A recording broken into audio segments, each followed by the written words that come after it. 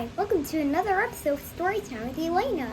My name is Elena, and today we're going to read Mooch Mooch and Mr. Nobody, written and illustrated by Niloo Bidhendi. This book is made by my mom.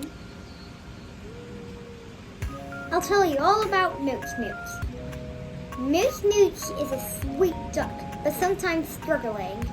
He's sometimes kind and very creative. Okay, now back to the story. Mooch Mooch and Mr. Nobody by Niloo Bidhendi. Mooch Mooch is different, but being different wasn't bad at all. In fact, Mooch Mooch's mommy always said, the people who change the world are never the same as everyone else. They're meant to be different.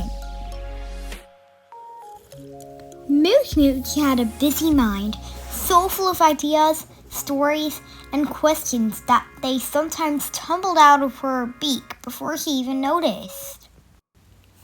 He talked to herself when he read books. He told herself bedtime stories out loud. He even laughed and copied funny cartoon lines again and again, saying, "That's hilarious," while giggling loudly. But not everyone understood Mooch Mooch's way of thinking. At school, when he whispered ideas to herself, some kids would giggle, "There he goes, talking to Mr. Nobody again." On the bus, others would tease, "It's Mooch Mooch talking to a ghost." Mooch Mooch knew he wasn't talking to Mr. Nobody or a ghost. He was just thinking, dreaming with a little extra volume. Sometimes Mooch Mooch felt embarrassed. "Why am I like this?" he wondered.